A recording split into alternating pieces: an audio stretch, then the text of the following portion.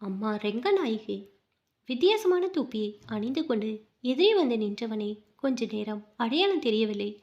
சௌக்கியமா மாமா என்று கேட்ட பிறகுதான் அந்த குரலிலிருந்து அவனை கண்டுபிடித்தேன். ராஜகோபால். அடையாளமே தெரிலடா. பார்த்து ரொம்ப நாளாச்சு. உண்டாயிட்ட. தொப்பை வேற. ஏண்டா, உடம்ப கவனிக்க விட்டுட்டியா? ஆமா. திருப்பதி மொட்டையா? நல்ல தரிசனம் கிடைச்சதா? திருப்பதி போகிறதா உங்கள் அம்மா கூட சொல்லலையே. உண்டியலை போட காணிக்க தந்திருப்பேன். எனக்கும் நடைபாதையில் போகணும்னு ஆசை. வேண்டுதல் எதுவும் இல்லை. நடந்து போகணும்னு ஏக்கம். நான் தான் படபடவென்று பேசினேன். மௌனமாய் நின்றிருந்த ராஜகோபால் தொப்பியை கழட்டினான். அவன் கண்கள் சொட்டியது. இது திருப்பதி மொட்டை இல்லை மாமா, ராமேஸ்வரம் மொட்டை. கண்களை துடைத்து கொண்டான். கண்களில் ஆற்றை அடைத்து வைத்திருந்தான். நிரம்பி தழும்பி சுட்டிட்டு, மாமா அவசர வேலையா? எங்கேயாவது கிளம்பிட்டீங்களா? இல்லைடா, அவசர வயசை தாண்டிட்டேன். ஓவர்டேக் பண்ணி ஓடின காலம் போயிடுச்சு. ஓரமாக நடந்து போகிறேன். ஒதுங்கி எல்லாருக்கும் வழி விட்டுறேன். லைப்ரரி தான் போகிறேன். சொல்லு. மனசு பாரமாக இருக்குது. கொஞ்சம் பேசணும். லைப்ரரியில் எல்லாரும் பேசிகிட்டு இருப்பாங்க. நான் பேசுகிறதில்ல. பல வருஷம் கழித்து வந்திருக்கிறேன். வீட்டுக்கு வா. மாமியும் உன்னை பார்த்தா பூரிப்பாயிடுவா. சீரியல்கள் சலிப்பாயிடுச்சு. ஜனங்களை பார்த்து பேசுகிறது டானிக் சாப்பிட்ட மாதிரி. வீட்டுக்கு தான் வந்தேன் மாமா என்றான். வீட்டை நோக்கி நடந்தோம். தெருவில் சுதா கடையில் மினி பால் பாக்கெட் வாங்கி கொண்டேன். பிஸ்கட் வேண்டாம் என்று சொல்லிவிட்டான். வீட்டிற்கு வந்தோம். ஹாலிலே உட்கார்ந்தோம். பெரியவன் சொசைட்டி பேங்க்கில் டெம்பரவரியாக சேர்ந்துருக்கிறான். 12 தராங்க. சின்னவன் அவங்க முடிச்சுட்டு பெங்களூரில் ஒரு கம்பெனியில் சேர்ந்துட்டான். 20 வாங்குறான். கடைசி இப்போ தான் +2. தொப்பி மடி மீது நாய்க்குட்டியை போல வைத்து நீவினான். அம்மாவை கூப்பிட்டா வரமாட்டேன்னு சொல்லிட்டாங்க மாமா. ஊரோட ஊராக வாழ்ந்துட்டா ரெங்கநாயகி இல்லைனா இந்த ஊர் செத்துரும். இந்த ஊர் இல்லைனா ரெங்கநாயகி செத்துருவா. அவன் வெறுமையாய் சின்னதாய் சிரித்தான். அது சிரிப்பு கூட இல்லை. சிரிப்பு மறைந்த அழுகை. ஊர் இல்லைனா அம்மா செத்துருவாங்கன்னு சொல்லுங்க. அம்மா இல்லைனா ஊர் சாகாது. எறும்பு கூட சாகாது. உங்கள் அம்மா ஏண்டா அப்படி இருக்கிறாங்க? காஃபியோடு வந்தால் சரோ. யார் யாருக்கோ பாத்திரம் கழுவிட்டு, யார் குழந்தைகளுக்கோ கால் கழுவிட்டு, கண்ட இடத்தெல்லாம் சுத்தம் பண்ணிட்டு, எதுக்கு இப்படி பண்ணுறாங்க? இங்கே வரட்டும். 3 வேளை சோறும் நான் போடுறேன். நான் கூப்பிட்டாலே வரலமாமே. மக வீட்லையே ஒரு நாள் தங்க மாட்டேங்கிறா. ஒருவேளை சாப்பாடு மாட்டேங்கிறா. சரோவிற்கு சுகரும் ப்ரெஷரும் தொல்லை. பாத்திரம் கழுவ, துணி துவைக்க, வீடு வாசல் சுத்தம் பண்ண என்று அழைக்க முடியாது. சாப்பாடு போடுறேன் என்று தான் அழைப்பாள். ரெங்கநாயகி விசேஷங்களுக்கு அழைத்தாலே சாப்பிட மாட்டாள். ஃபாஸ்டிங் என்று ஒற்றை ஆங்கில வார்த்தையை தெரிந்து வைத்து ஒப்பிப்பாள். மகன் வீட்டில் தண்ணி கூட குடிக்க மாட்டேங்கிறா மாமி. கிணத்துல மொண்டை தண்ணி தான் குடிப்பாளாம். அதுவும் பெருமாள் கோவில் கிணத்து தண்ணி தான் குடிப்பாளாம். வரும்போதே தண்ணீரோட தான் வரா. என்னைக்காவது பெருமாள் கோயில் கிணறு வத்தட்டும், அப்போ தெரியும். அது வத்தவே வத்தாதுடா. எனக்கு 65 தாண்டுது. எவ்வளவோ காய்ச்சலில் பார்த்துட்டேன். ஆனால் இந்த கிணறு காஞ்சதில்ல. காஃபி எடுத்துக்கடா.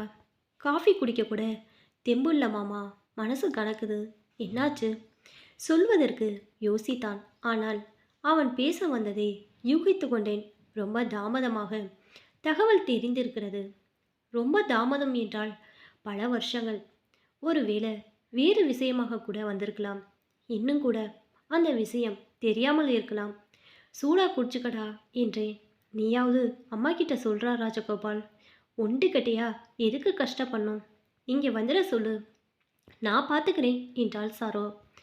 அவள் பிரச்சனை அவளுக்கு. யாரு சொன்னாலும் கேட்க மாட்டா மாமி. ஒருத்தர் தயவும் அவளுக்கு வேணான்னு நினைக்கிறா. அவள் தயவுல தான் எல்லாருமே இருக்கணும்னு நினைக்கிறா. சரோவுக்கு புரிய வைக்க முடியாது. ரெங்கநாயகி வேற டைப். 10 பாத்திரம் தேய்க்கிறவ தான். ஆனால் 10 பாத்திரம் தேய்க்கிறவ தானேன்னு சாதாரணமாக எடை போட முடியாது. எல்லா மரங்களிலும் கதவுகள் செய்கிறாங்க. தேக்கு மரத்தில் செய்த கதவு போல வருமா? அப்படிதான் ரெங்கநாயகி. அவளுக்குள் கட்டுப்பாடுகள் லட்சியங்கள் எல்லாம் விதிச்சுக்கிட்டு வாழ்கிறவ. காஃபி டம்ளரை கையிலேயே வைத்து உருட்டினான். எவர் சில்வர் டம்ளரின் காஃபியின் சூடு இதமாக இருந்திருக்கலாம். அல்லது அவன் பற்றி கொள்ள ஏதோ ஒன்று தேவைப்பட டம்ளரை பற்றி கொண்டிருக்கலாம்.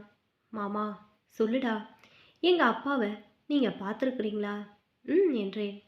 இந்த கேள்வியை பல வருஷங்களுக்கு முன்பே எதிர்பார்த்தேன். பேசியிருக்கிறீங்களா? ம். அவரை நல்லாவே உங்களுக்கு தெரியுமா? தெரியும். என்ன அவர் பார்த்துருக்காரா? நீ குழந்தையா இருக்கும்போது என்ன தூக்கியிருக்கிறாரா? வாய்ப்புள்ள துக்கத்துடனே கேட்டு வந்தான். எங்க அப்பாவை கடைசியா எப்போ பார்த்தீங்க? ஞாபகம் இல்லடா. 40 வருஷத்துக்கு முன்ன பார்த்தேன். அவரோட ஃபோட்டோ ஏதாவது இருக்கா? இல்லை. நான் அவரை பார்த்துருப்பேனா? எனக்கு ஞாபகமே இல்லை மாமா. அவர் எப்படி இருப்பார்? அப்படியே உன்ன மாதிரி என்றேன். ஆமாடா, அச்சு அசல் நீதான். ராஜகோபாலுக்கு கண்ணீர் வழிந்தது. பேச முடியவில்லை. துக்கம் அடித்தது. அவன் துடைக்க துடைக்க வழிந்தது. சுவரில் மாட்டியிருந்த கண்ணாடியை பார்த்தான். எழுந்து அதன் அருகே போனான். கண்ணாடியில் அவன் தந்தையை தேடினான். கொஞ்சம் வாய்விட்டு அழுதான். எங்க அப்பா இறந்துட்டாரா மாமா? பெரிதாக அழுதான். அழட்டு என்று அமைதியாக இருந்தேன். அவன் அழுவதை பார்த்த சரோவும் அழுதாள். சரோவுக்கு அண்ணன், பெரியப்பா மகன் ராஜகோபாலின் அப்பா எழுந்து போய் 2 நிமிடம் அவனை கட்டி அணைத்து கொண்டேன். மழை நிற்பது போல் அழுகை கொஞ்சம் கொஞ்சமாக கரைந்து நின்றது. தோளில் கை போட்டு அழைத்து வந்து சோஃபாவில் உட்கார வைத்தேன். அவர் இறந்து 15 வருஷம் ஆச்சுடா. எனக்கும் தெரியாது. ரொம்ப நாள் கழிச்சு பெங்களூரில் ஒரு கல்யாணத்துக்கு போயிருந்தேன். அங்கே சொன்னாங்க. சோஃபாவில் உட்கார்ந்தபடி சுவரிலிருந்து கண்ணாடியை பார்த்து கொண்டிருந்தான். மைசூருக்கு பக்கத்தில் ஏதோ ஒரு கிராமத்தில் இருந்தாராம் என்றேன். போனேன் மாமா. மைசூரில் இருந்து 100 கிலோமீட்டர். சின்ன ஊர், சிக்கக்கரைன்னு அந்த ஊர் பெயர். கண்டுபிடிச்சு போனேன். யாருக்கும் அப்பாவை ஞாபகம் இல்லை. ஒரே ஒருத்தர் ஞாபகம் வச்சிருந்தார். தனியாக தான் இருந்தாராம். பள்ளிக்கூடத்தில் வாட்ச்மேனாக இருந்தாராம். பள்ளிக்கூடத்தில் கூட விசாரித்தேன்.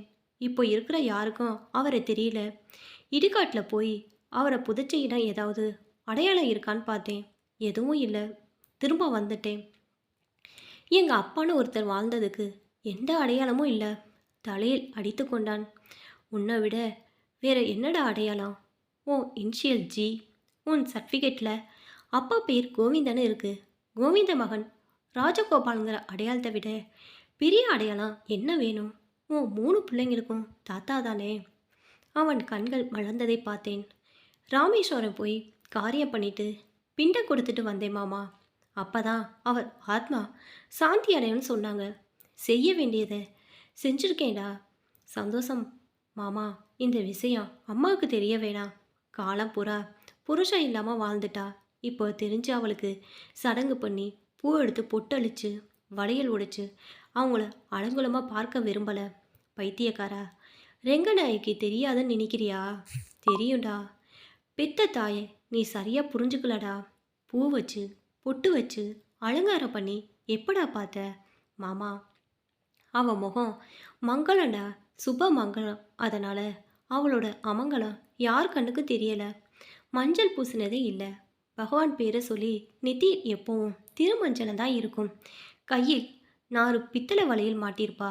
அது அவளுக்கு தங்க வளையல் மாதிரி இருக்கும். கழுத்தில் பெருமாள் டாலர் உன்னை தொங்க விட்டுருப்பா. ஒரு பவளமணி போட்டிருப்பா. மாங்கல்யத்தை கல்யாணமான 3 மாசத்துல கலட்டி கொடுத்துட்டா. அவன் சில மாதிரி அசைவென்று உட்கார்ந்திருந்தான். ஆச்சரியமாய் பார்த்தான். ரெங்கநாயகி ஏழ்மையான வீட்டில் பிறந்ததுனால பெருசாக படிக்க வைக்கல. 4ஓ 5ஓ போனான். சின்ன பொண்ணாக இருக்கும்போதே ஒரு ஆச்சாரமான வீட்டில் 10 பாத்திரம் தேய்க்க அனுப்பிட்டாங்க. சுத்தம், ஒழுக்கம், பக்தி அங்கே கற்றுக்கிட்டாள். பெருமாளுக்கு திருப்பணி செய்கிறது அதில் முக்கியமானது. நான் கூட சின்ன வயசில் ஆண்டாளுன்னு கேலி செய்வேன். பெருமாளுக்கு அவ்வளோ அழகா நேர்த்தியா மாலை கட்டி தருவா. புளியோதரை, பொங்கல், சுண்டல் அவ்வளோ டேஸ்ட்டாக செய்வாள். ரொம்ப நல்ல பொண்ணு. பெரியவங்க ஏமாத்திட்டாங்க. கோவிந்தன் குடிகாரன், கல்யாணம் பண்ணா திருந்திடுவான்னு தப்பாக கணக்கு போட்டாங்க. உங்கள் அம்மா ரொம்ப சின்ன பொண்ணு. 2 பேரும் ஒன்றா வாழ்ந்தது 3 நாள் தான். புதன்கிழமை கல்யாணமாச்சு. புதன், வியாழன், வெள்ளி 3 நாள் தான் வாழ்ந்தாங்க. சனிக்கிழமை பிரச்சனை. வேலைக்கு போனவன் ராத்திரி வீடு திரும்பும்போது குடிச்சிட்டு வந்திருக்கான். அது மட்டுமல்ல, மாமிசம் வாங்கி வந்து சமைக்க சொல்லியிருக்கிறான். ரெங்கநாயகி மறுத்திருக்கிறா. ஆச்சாரமான குடும்பத்தில் பிறகு என்னன்னாலும் ஆச்சாரமான வீட்டில் வளர்ந்தவ. மாப்பிள்ளைக்கு எந்த கெட்ட பழக்கம் இல்லைன்னு பொய் சொல்லி கட்டி வச்சுட்டாங்க. உங்கள் அப்பா 4ஆம் நாளே சுயரூப காட்ட தொடங்கிட்டார். என் அடிபணி நீ வீடு வீடாக கழுவுறதுக்கு போகிற, இனிமே எனக்கு கழுவு, புருஷனுக்கு பணிவிட செய், நான் குடிப்பேன், புலாவ் திம்பேன், செய்து போடணும்னு கண்டிச்சிருக்கிறார். அப்போ வீட்டை விட்டு வெளியே வந்தவ தான் என்றேன். பெருமூச்சு வந்தது. அடுத்து என்ன சொல்கிறதுன்னு தெரியல. ராஜகோபாலும் அமைதியாக இருந்தான். அவங்கள சேர்த்து வைக்க ரொம்ப பாடுபட்டோம், முடியலை. சரோ சொன்னாள். 2 பேருமே பிடிவாதமாக இருந்தாங்க. அவள் போட்ட கண்டிஷன் குடிக்கக்கூடாது, மாமிசம் கூடாது. அவர் 2க்குமே ஒத்துக்கலை. உங்கள் அப்பா முரடா பேசினார். அவள் கழுத்தில் தாலி கட்டியிருக்கிறேன். அவள் சொல்கிறத நான் கேட்கணுமா, நான் சொல்கிறத அவ கேட்கணுமா? அப்போ தாலிக்கு என்ன மரியாதை இருக்குன்னு சொல்ல ஆரம்பித்தார். எனக்கு நல்லா ஞாபகம் இருக்குது. பிரச்சனை நடந்த அன்னைக்கு நானும் அவளும் தான் மண்குடத்தில் தண்ணி சேர்ந்து எடுத்துகிட்டு வரோம். இப்போது அர்ச்சனா டெக்ஸ்டைல் இருக்கே, அங்கே மல்லி தோட்டம் இருந்துச்சு. அங்கே தான் வழி மறிச்சார் உங்கள் அப்பா. அடிச்சிருந்தா உதைச்சிருந்தா கூட அவ்வளோ ஆத்திரப்பட்டிருக்க மாட்டா. வாயில் மாமிசத்தை திணிச்சார். சரோ அந்த காட்சியை கண்முன் கொண்டு வர கண்களை ஒரு கணம் மூடினாள். அவளால் தாங்க முடியல. உயிரை விட்ருவா போல இருந்தது. ரொம்ப துடிச்சா. வாந்தி வாந்தியாக எடுத்துக்கிட்டே இருக்கா. நீ அப்போ 3 மாதம் வயிற்றுல. நான் ரொம்ப பயந்துட்டேன். நீ விஷம் கொடுத்துருந்தா கூட சந்தோஷப்பட்டிருப்பேன்டா. கழுத்தை நெரிச்சு கொண்டுருந்தா கூட பாவம் இல்லைடா. கத்திக்கிட்டே குளத்தில் இருக்கிற தண்ணியை ஊற்றி ஊற்றி வாயை கழுவுனா. அப்போ தான் கோபத்தில் மாங்கல்யத்தை கழட்டி குடத்து ஜலத்தில் நனைச்சு உங்கள் அப்பா மூஞ்சில போட்டா. இனிமே புருஷன் இல்லைனான்னு ஊருக்கே கேட்குற மாதிரி கத்தினா. அதோடு முடிஞ்சது. ஊரில் எல்லோரும் உங்கள் அப்பாவை திட்ட ஆரம்பித்தாங்க. அப்போ ஊரை விட்டு போனவர் தான். எப்பயாச்சும் ஒரு நாள் வருவார். உன்னை தூரமாக நின்று பார்ப்பார், போயிடுவார். அப்புறம் ரொம்ப காலம் வரல. சரோ கண்களை விரித்தபடி கூறினாள். அவளுக்கும் ஏதோ பாரம் குறைந்த மாதிரி இருந்தது. அதுக்கு பின்னாடி பெருமாள் கோயிலுக்கு சேவை செய்ய ரெங்கநாயகி போகலை. வாயில் மாமிசம் பட்டது பெரிய பாவமாக நினச்சி எந்த கோயிலுக்கு போகாமல் இருந்தா. நீ பிறந்து ரொம்ப நாள் கழிச்சு பெரிய மனுஷங்க வந்து சமாதானம் செஞ்சு அழைச்சிட்டு போனாங்க. வரவே மாட்டேன்னு மறுத்துட்டா. நான் பாவி, என்னை விட்டுடுங்கன்னு பிடிவாதம் பண்ண, ஆனாலும் விடலை. பெருமாள் மேலே நிஜமான பக்தி இருந்தா, அவருக்கு சேவை செய்ய விருப்பம் இருந்தால், பெருமாள் மேல் பற்று இருந்தால் வா, இல்லைனா வேணான்னு பெரியவங்க சொன்ன பிறகுதான் கோயில் படி மிதிச்சாள் என்று சொல்லி முடித்தாள் சரோ. எந்த பொண்ணாலையும் ரெங்கநாயகி மாதிரி கராராக வாழ முடியாதுடா. அவள் சிரித்து பார்த்ததே இல்லை. சினிமா, திருவிழா, கச்சேரி எதையும் கண்டுக்க மாட்டா. டிவி கூட பார்த்ததில்ல. எப்போவும் பெருமாள் பெருமாள் தான். யார் வீட்லேயும் கை நினைக்க மாட்டா. டாக்டர்மா வீட்டில் மொத்த சமையலும் அவள் தான் செய்வாள். உப்பு காரம் பார்க்க கூட வாயில் விடமாட்டா. வீட்டுக்கு வந்து தனியாக சமைச்சு சாப்பிடுவாள். கராராக சம்பளம் வாங்குவா. அதனால்தான் உன்னை கான்வெண்ட்டில் படிக்க வச்சாள். கஷ்டம் காட்டாமல் வளர்த்தாள். இப்போ பேர பிள்ளைங்களுக்கு சேர்த்துக்கிட்டு இருக்கிறா என்றேன். நீண்ட நேரம் பேசி கொண்டிருந்தான். இரவாகி விட்டது. சாப்பாடு வேண்டாம் என்று சொல்லிவிட்டான். அம்மா கையால் சாப்பிடுவதாக சொல்லிவிட்டு போனான். அதன் பிறகு பெருத்த மௌனம் நிலவியது. சரோ மௌனமாக கண்ணீர் சிந்தி கொண்டிருந்தாள். அவளின் தலையை நீவியபடி சரோ என்றேன். ரெங்கநாயகி வாழ்க்கையை நானே பால் பண்ணிட்டேங்க. கோவிந்தனன் குடிகாரன், பொறுப்புள்ளவன் தெரிஞ்சு ரொம்ப நல்லவன் பொய் சொல்லி அவளை கட்டி வச்சேன். ஏழ்மையில் இருக்கிற பொண்ணுன்னு மட்டமாக நினச்சி அவள் வாழ்க்கையில் மண்ணள்ளி போட்டுட்டேன். கண்களை துடைத்து கொண்டாள். நான் பண்ணது பெரிய பாவங்க. நான் பண்ண பாவம் ரொம்ப பெருசாச்சே சரோ. கோவிந்தனுக்கு நான் தான் விளையாட்டா ரெங்கநாயக்கும் மாமிச பழக்கிடு, உங்களுக்கு பிரச்சனை வராதுன்னு சொல்லி கொடுத்தேன். எவ்வளோ பெரிய தப்பு, எவ்வளோ பெரிய தப்பு. போதையில் அவனை அப்படியே செஞ்சிட்டான். பாவம் பாவம் பண்ணிட்டே சரோ. ஒரே ஒரு வார்த்தை குடிக்காமல் இருடான்னு சொல்லியிருக்கணும். தவறிட்டே சரோ. பெரிதாக கதறி அழ வேண்டும் போலிருந்தது. அழ தெரியவில்லை. அப்போதுதான் கவனித்தேன். டீப்பாயின் மீது காஃபியும் தண்ணீரும் அப்படியே இருந்தது. இவன் ரெங்கநாயகி மகன்.